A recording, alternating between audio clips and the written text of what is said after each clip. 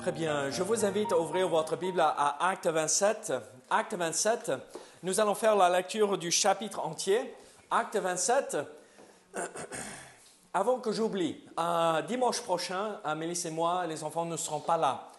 Mais le pasteur Alain Larrey de Pau, qui est maintenant à la retraite, il viendra dimanche prochain et le message sera sur le salut.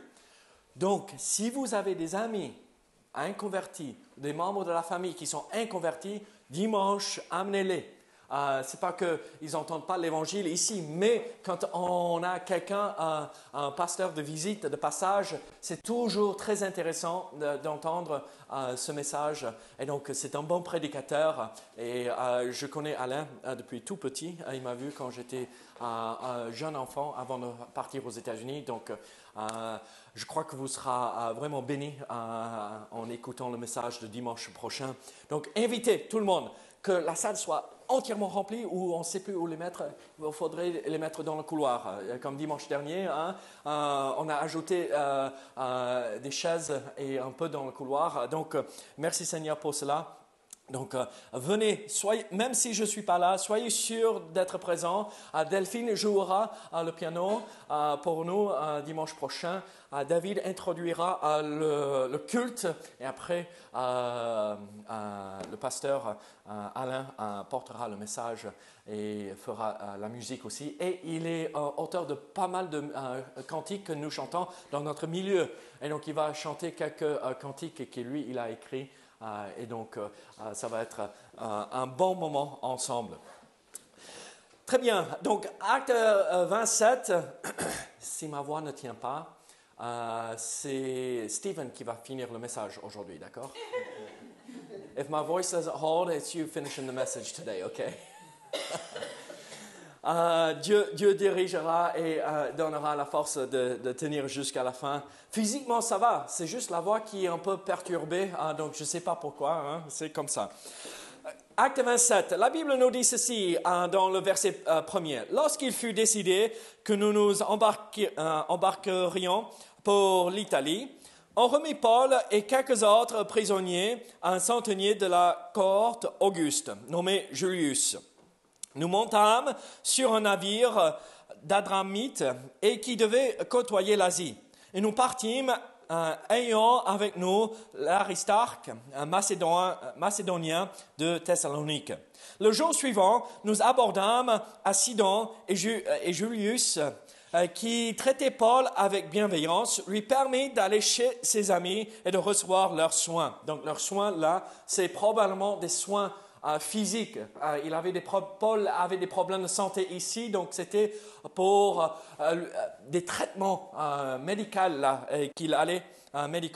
où il allait chez les amis là. Et donc, parti de là, nous longeâmes l'île de Chypre parce que les vents étaient contraires. Après avoir traversé la mer qui baigne la Cilicie et la Pamphylie, nous arrivâmes à Myra en Lycie. Et là, le centenier, ayant trouvé un navire d'Alexandrie qui allait en Italie, nous y fit monter. Pendant plusieurs jours, nous naviguâmes lentement et ce ne fut pas sans difficulté que nous atteignîmes la hauteur de Cnide, où le vent ne nous permit pas d'aborder. Nous passâmes au-dessous de l'île de Crète du côté de Salmone. Nous la côtoyâmes avec peine et nous arrivâmes à un lieu nommé Beauport. Oh, c'est joli ça, Beauport, près duquel était la ville de Lasée. Un temps assez long s'était écoulé et la navigation devenait dangereuse. Car l'époque même du jeûne était déjà passée, qui veut dire on entre dans la période d'hiver, d'accord? L'hiver s'approche et c'est pas le moment de naviguer sur la mer à ce moment-là. Ils n'avaient pas de moteur d'engin pour traverser sous une telle puissance, sauf le vent. Donc les mauvais vents arrivaient. C'est pourquoi Paul avertit les autres en disant « Ô homme, je vois que la navigation ne se fera pas sans péril et sans beaucoup de dommages, non seulement pour la cargaison et pour le navire, mais encore pour nos personnes. Le centenier écouta le pilote et le patron du navire plutôt que les paroles de Paul, qui est normal. Paul n'est pas un matelot, donc c'est normal qu'on écoute le capitaine du navire.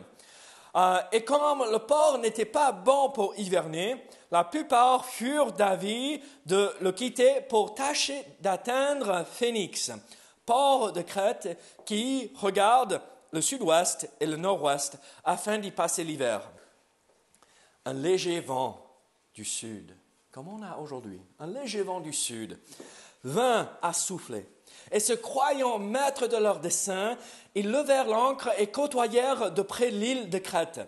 Mais bientôt un vent impétueux, qu'on appelle Huracillon, se déchaîna sur l'île.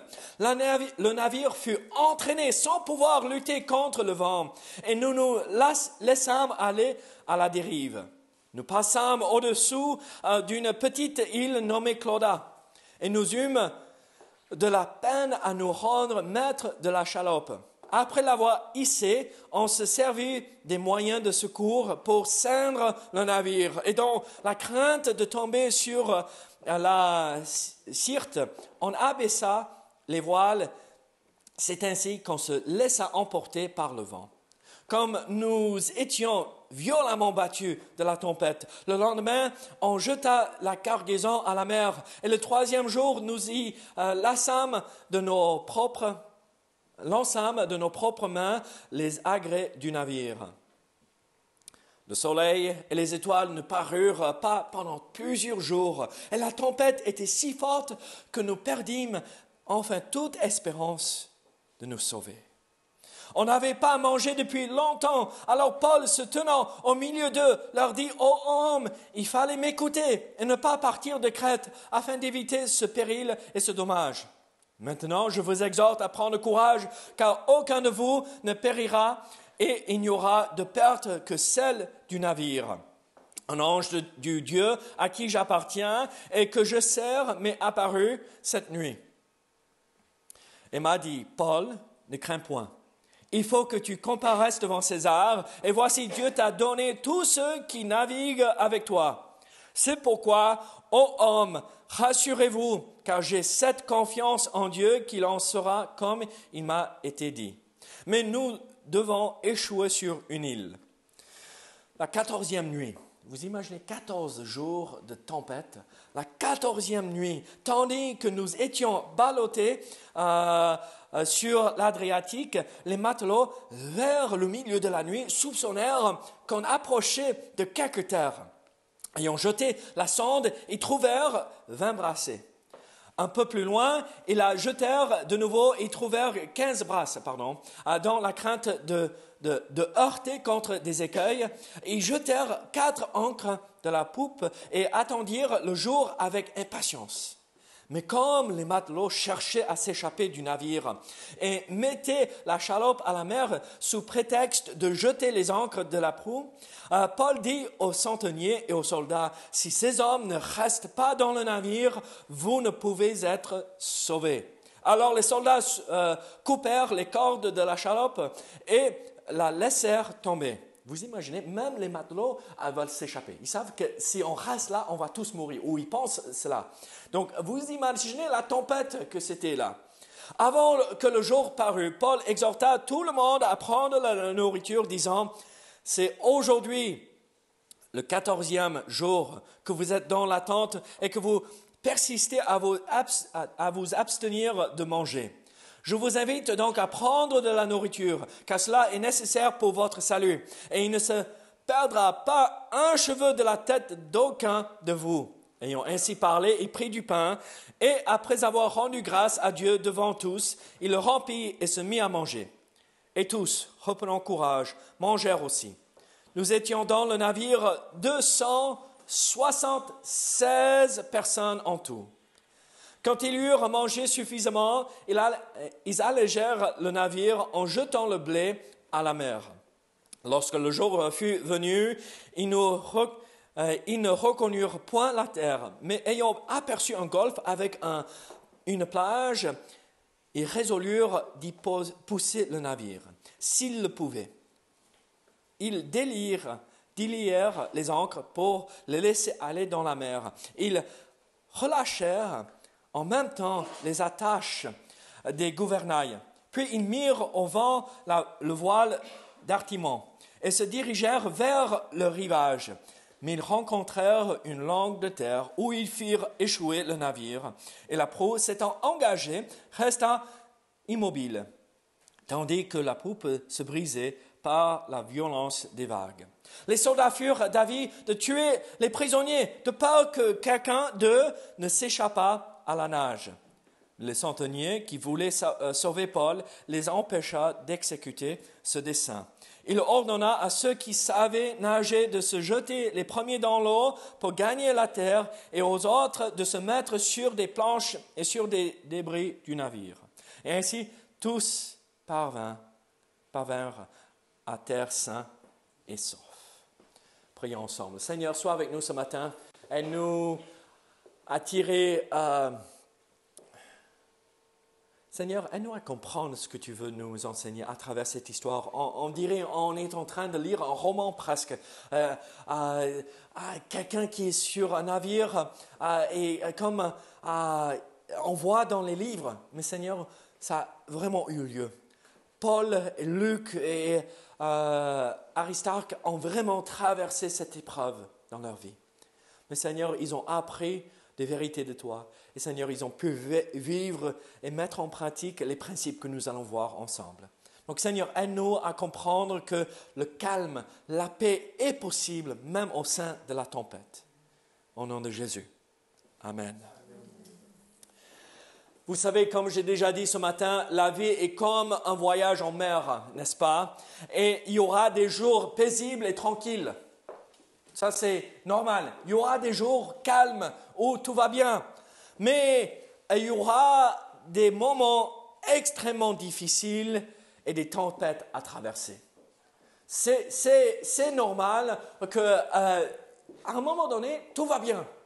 Et c'est ce qu'on espère tous vivre, n'est-ce pas? On veut vivre ce long fleuve tranquille, avec les lunettes en rose. La vie est vraiment belle, n'est-ce pas? Et c'est ce qu'on espère tous avoir. Mais la réalité fait en sorte que ce n'est pas ce que nous allons vivre. Nous allons vivre des moments très compliqués dans la vie. Et alors, en reconnaissant cette réalité et en regardant la tempête que Paul a vécue ici dans Acte 27, nous pouvons trouver des principes et des vérités qui nous aideront à traverser les tempêtes qui arrivent dans notre vie et qui vont arriver jusqu'à la fin de nos jours si on n'est pas repris avant et on n'est pas enlevé avant. Les tempêtes viendront, donc il ne faut pas être déstabilisé par cette réalité. Ce qu'il faut comprendre, que quand ça arrive, Dieu veut accomplir quelque chose dans notre vie. Dieu ne veut pas que ses enfants, donc ça veut dire vous et moi, il ne veut pas que nous soyons déstabilisés, mais il veut que nous soyons dans le calme et la paix, même quand on traverse l'ouragan. Même quand on entend le vent grogner à l'extérieur de la porte, il veut que nous retrouvions la paix au sein de la tempête. Est-ce que nous avons et nous pouvons retrouver la paix? Je vais vous montrer une vidéo rapidement. Et Raoul, sois sûr que le son est bien monté. Est-ce que Mélissa a coupé ici? Oui.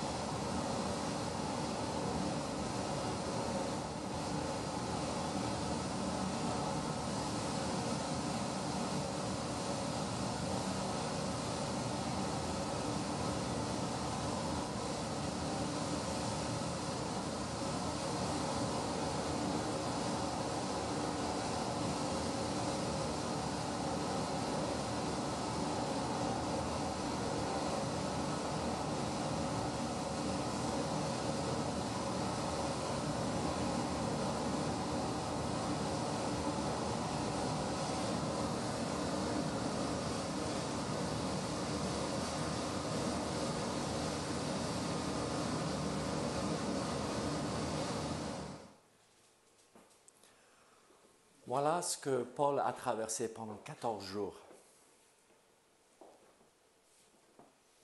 Serais-je capable d'être en paix dans ce moment-là? Cette vidéo a été prise la nuit. Vous avez entendu l'histoire que j'ai racontée quand Mélisse et moi habitions en Floride. Et on avait tous nos amis avec nous à la maison. On était une dizaine à la maison. Ils n'avaient jamais traversé un ouragan. C'est ce que nous avons vécu ce soir-là.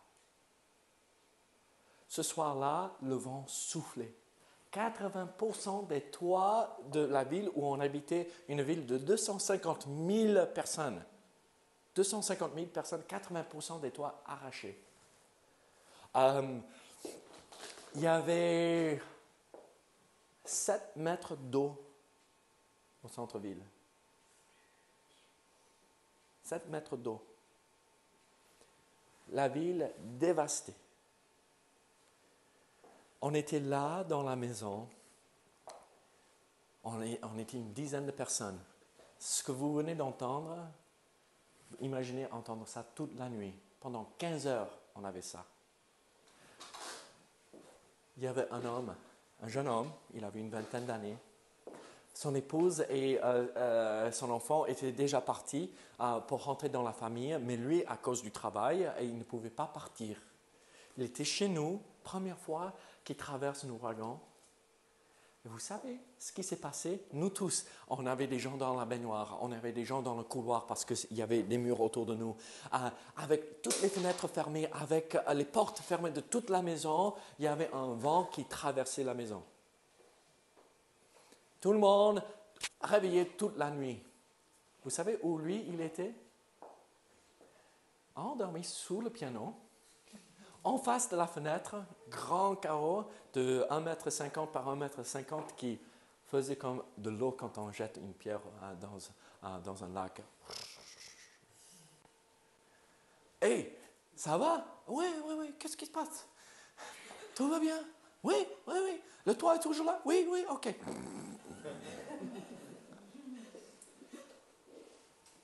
Pourquoi?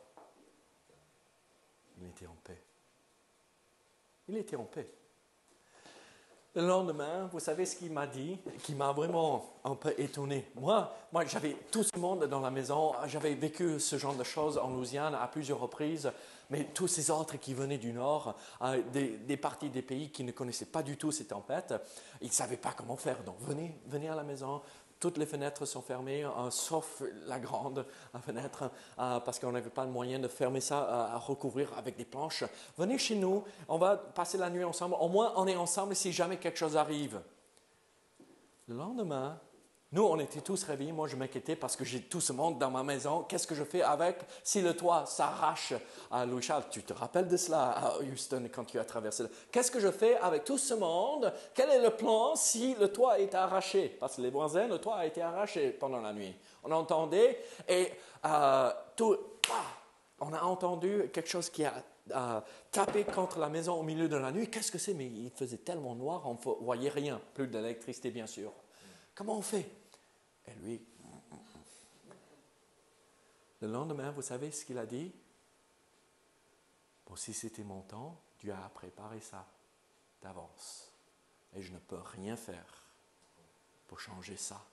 Je ne peux rien faire pour changer le plan de Dieu. Je fais confiance au Seigneur. Mes amis, quand on voit ces choses qui nous déstabilisent, la première chose que nous voyons dans ce passage, c'est cette réalité que oui, peut-être nous avons le calme avant la tempête. J'espère, je prie que maintenant, votre vie, vous êtes en paix, tout va bien, la vie est belle et vous retrouvez le calme maintenant. Mais regardez ce que nous retrouvons dans versets 13 et 14, un léger vent du sud. Vent à souffler, donc un vent chaud. Un vent du sud, un vent où on est tranquille, un vent où on dit la vie est belle, un vent où on a le désir d'aller à la plage pour se baigner, n'est-ce pas? Un vent de période de vacances à Narbonne, n'est-ce pas? Là où la vie est belle, tout va bien. Et alors, quel est ce premier principe, cette première vérité que nous voyons ensemble? C'est ceci. qu'en fait, le calme avant la tempête, c'est une réalité. Et il faut profiter quand il y a ce calme pour avancer avec le Seigneur, pour grandir, pour servir les autres, pour faire pour le Seigneur. Mais des jours difficiles vont venir. Il ne faut pas être frustré et dire c'est pas normal. En fait, les jours difficiles, c'est ce qui est normal. Les jours calmes, ça c'est ce qui est anormal. Regardez ce que la Bible nous dit dans d'autres passages. Là, Paul a dit à Timothée, sache que dans les derniers jours, on est en quel moment, n'est-ce pas? Le plus on regarde, comme je dis avant quand on commence la prédication, quand on regarde le journal du soir et on est déstabilisé, on est dans ces derniers jours, on sait que c'est la fin.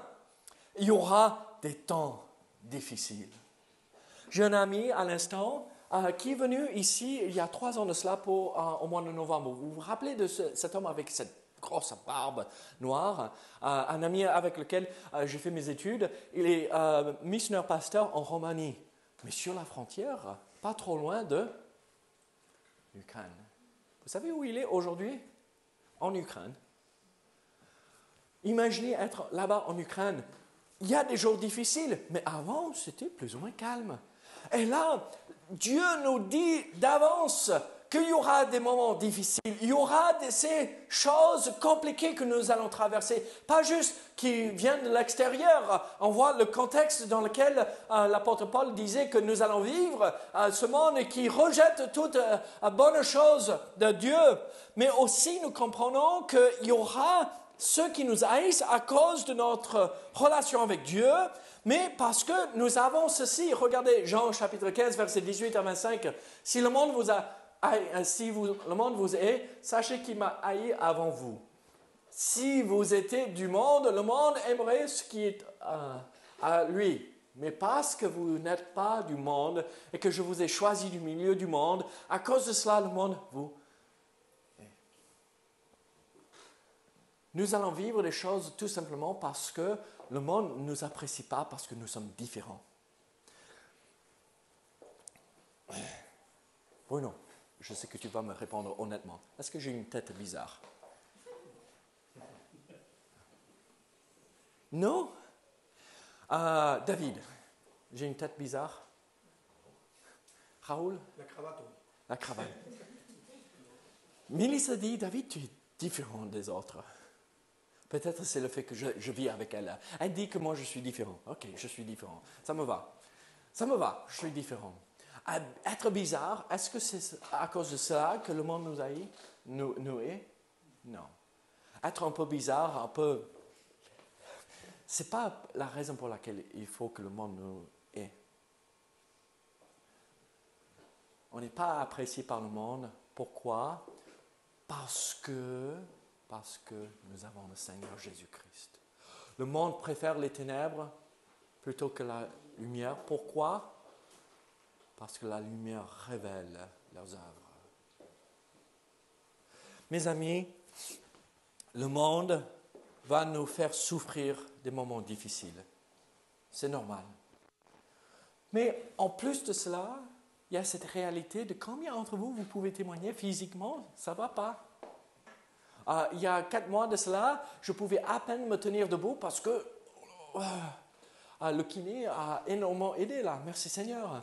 C'était difficile. Et combien d'entre vous passez par des moments difficiles physiquement? Pourquoi? Parce que nous vivons dans un monde déchu et nous subissons les conséquences du péché dans ce monde, physiquement aussi.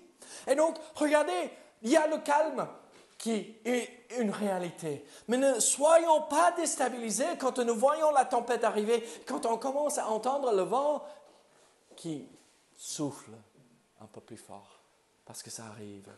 Qu'est-ce que nous voyons par la suite dans ce chapitre? Oui, il y a toute cette histoire, mais le calme était là. Mais l'apôtre Paul n'était pas déstabilisé en sachant qu'il y avait des moments difficiles. Il avait dit, si nous partons d'ici, qu'est-ce qui va se passer? Nous allons perdre tout ce que nous avons ici. Ils ont décidé de partir. Mais par la suite, en versets 20 et 22, nous voyons ceci. Quelle est cette deuxième vérité importante à comprendre? Oui, il y a le calme de temps à autre dans la vie. Il faut rester, profiter de ce moment-là. Mais il y a le calme au sein de la tempête que nous pouvons retrouver. Et c'est la paix que le monde ne peut pas comprendre. C'est la paix que Dieu nous accorde dans notre cœur, que, sauf connaître Dieu, ils ne comprennent pas. Dieu viendra en aide. Dieu va intervenir dans chaque situation. Ça ne veut pas dire qu'il va enlever. Est-ce que Dieu a arrêté la tempête après une semaine? Non, pendant 14 jours, il a continué à souffler. La tempête grognait tout le temps, à tel point que les hommes n'osaient pas manger parce qu'ils avaient tellement peur, ils étaient tellement préoccupés. Nous allons laisser notre vie là, qu'ils ne mangeaient même pas. Regardez versets 20 à 22. Le soleil et les étoiles ne parurent pas pendant plusieurs jours, et la tempête était si forte que nous perdîmes enfin toute espérance de nous sauver.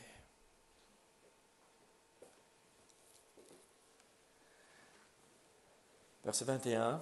On n'avait pas mangé depuis longtemps. Alors Paul, se tenant au milieu d'eux, leur dit: Ô hommes, il fallait m'écouter et ne pas partir de Crète afin d'éviter ce péril et ce dommage. Maintenant, je vous exhorte à prendre courage, car aucun de vous ne périra. Et il n'y aura de perte que celle du navire. Pourquoi Paul a pu dire cela? On a lu le passage parce que Dieu est venu leur rendre visite au milieu de la nuit. Il a envoyé son ange pour lui parler, pour l'encourager, pour le fortifier. Pour dire, ne t'inquiète pas, tout va bien. Combien de fois une personne a dit un seul mot pour nous encourager au sein de l'épreuve? Combien de fois il y avait juste une chose qui est arrivée dans la journée qui nous a donné espérance, l'espoir de nous allons pouvoir tenir. C'est Dieu ça. C'est Dieu qui intervient dans la situation.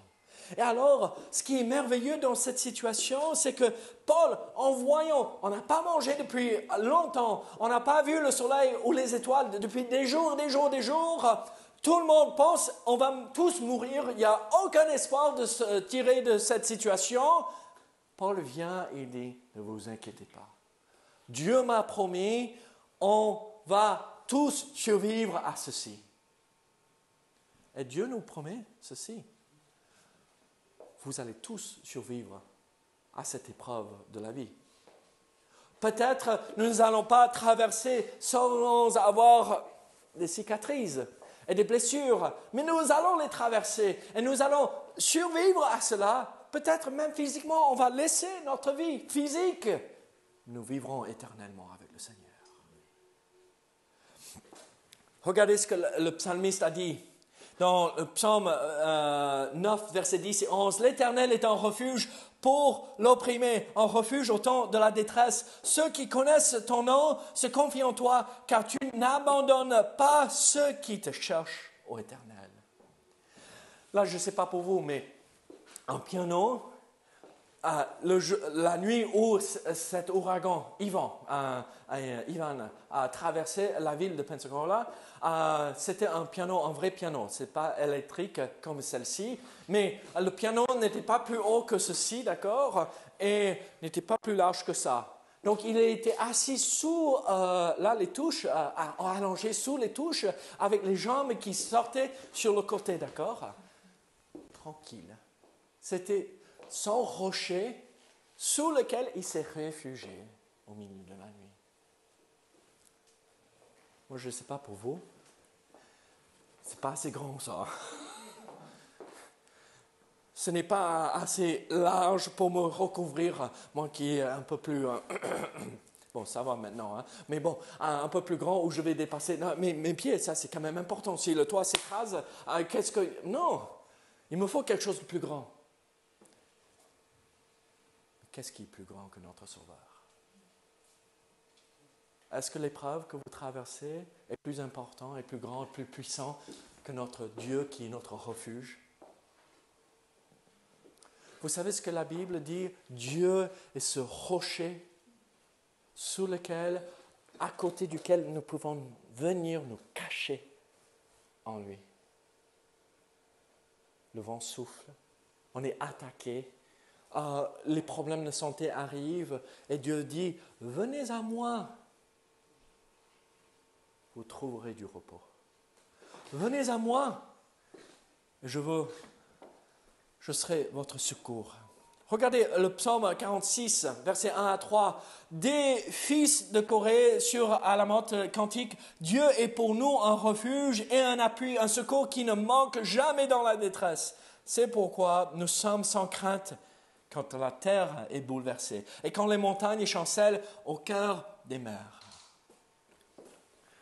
Vous imaginez, regardez notre Bocagir être englouti par la mer. Dieu dit, hey, venez à moi, mais même si ça arrive, tout ira bien avec moi.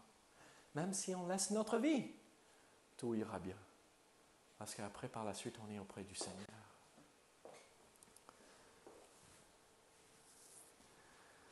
Ma mère a témoigné de ceci. Elle a failli mourir à plusieurs reprises quand elle était très malade. L'appel que tu as reçu à 5 heures du matin, bien vite, mon père l'a reçu aussi. Mais Dieu a décidé de l'épargner. Elle est toujours en vie. Elle était à 2 doigts de mourir. Mais au sein de cette épreuve, vous savez ce qu'elle dit de cette expérience? Je ne me sentais jamais aussi près et proche de mon Dieu. Je sentais sa présence à côté de moi. C'est ça ce qu'il nous promet. Pas autre chose. Mais il nous promet sa présence. Et on sera là avec lui jusqu'à toujours. Qu'est-ce que Ésaïe 41, verset 10 nous dit? Ne crains rien car je suis avec toi.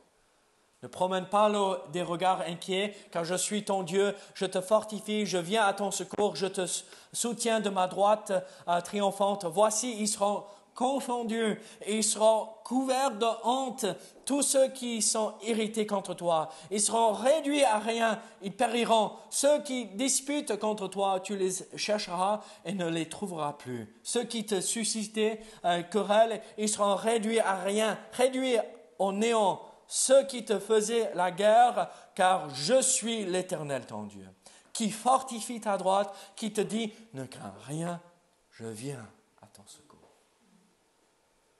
Dieu vient à votre secours, si vous regardez à lui. Il y a une dernière vérité que nous voyons ici, dans ce passage de Acte 27.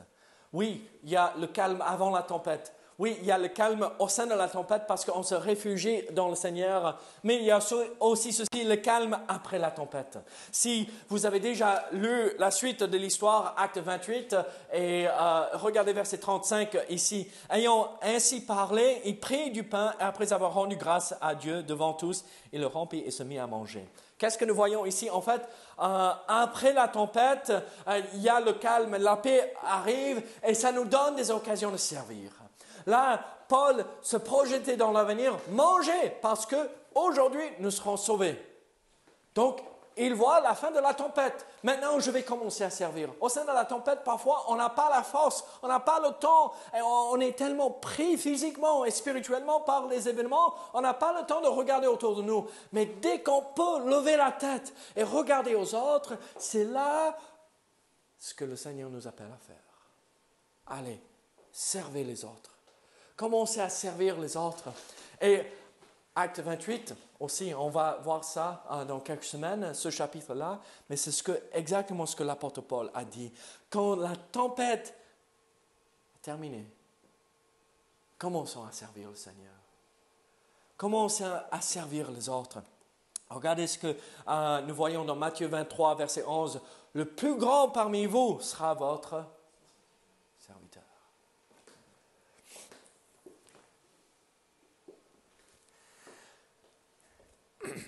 Mon grand-père maternel, c'est un homme extraordinaire. Hein?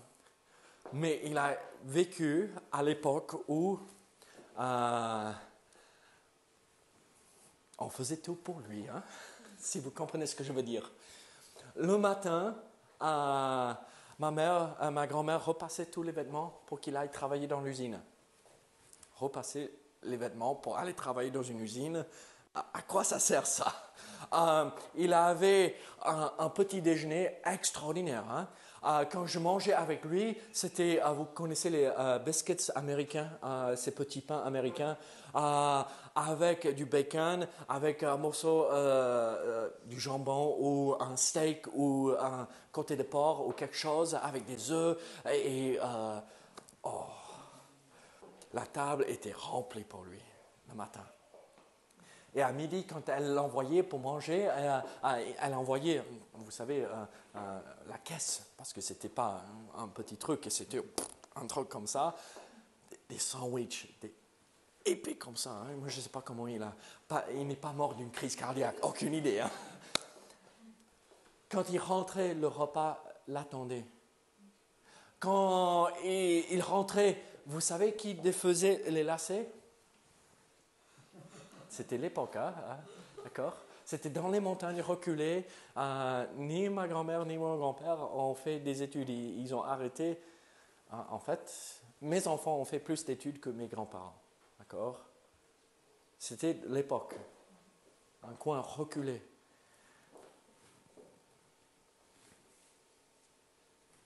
Est-ce que c'était bon ça? C'était culturel. C'était de l'époque. Ma grand-mère faisait de bon cœur. Est-ce que c'était bon ça? Non. C'était le roi. C'était le roi de la maison. C'est pas bon ça.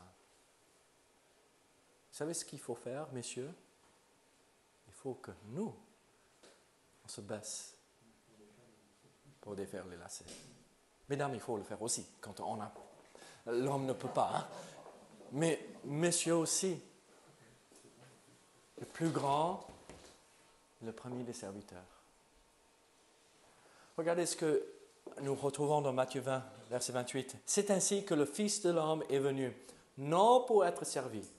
Si Dieu n'est pas venu pour être servi et reconnu, moi je suis Dieu, servez-moi, moi je suis le Dieu créateur, servez-moi. S'il n'est pas venu pour faire cela, qui sommes-nous pour dire, hey, regardez-moi, hey, regardez. C'est plutôt, mais pour servir et donner sa vie comme la rançon de plusieurs. Dieu est venu pour nous servir et c'est à cela que nous sommes appelés aussi, servir les autres. Regardez Galates chapitre 5 verset 13 à 14. Frères, vous avez été appelés à la liberté, seulement ne faites pas de cette liberté un prétexte de vivre selon la chair, mais rendez-vous par la charité serviteurs les uns des autres. Car toute la loi est accomplie dans une seule parole, dans celle-ci, tu aimeras ton prochain comme toi-même. Je pensais à mon grand-père quand j'ai lu ce verset ici. Car quel est le plus grand? Car quel est le plus grand? Celui qui est à table ou celui qui sert? N'est-ce pas celui qui est à table? Et moi, cependant, je suis au milieu de vous comme celui qui sert. Est-ce que la trompette souffle dans votre vie? Peut-être. Même si la tempête souffle, cherchez à servir les autres. Est-ce que c'est calme dans votre vie? Ne vous inquiétez pas, ça viendra. Mais quand ça souffle, ne regardez pas la tempête. N'écoutez pas le vent qui rentre dans la maison. Mais écoute la voix de votre Dieu qui vous dit, venez, retrouvez le refuge auprès de moi. Ne regardez pas les autres choses, regardez à moi. Je suis ce Dieu tout-puissant qui vous protège. Le lendemain de cet ouragan qui passait chez nous, au petit matin, ça a soufflé depuis 15 heures. 15 heures, ça souffle chez nous. Je suis monté dans ma voiture. La première idée dans ma tête, c'est mince alors.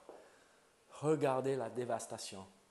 Ma maison, était la seule qui avait son toit toujours, avec nous tous, dans la maison. Dieu a fait miséricorde dans notre ignorance. On aurait dû s'échapper ce jour-là. La première pensée, l'église, le bâtiment de l'église. Moi et 2 autres amis, on est montés dans la voiture et ça nous a pris 1 heure pour aller à une distance qui nous prenait normalement 10 minutes maxi. 1 heure pour traverser, éviter les fils électriques, éviter les arbres qui étaient couchés sur la route. Pourquoi? Est-ce que l'église est toujours debout? Vous savez ce qui s'est passé? Une tornade est arrivée, arraché tous les arbres qui étaient à 5 mètres. À 5 mètres de l'église, arrachés. Vous savez combien de tuiles il manquait sur le toit de l'église?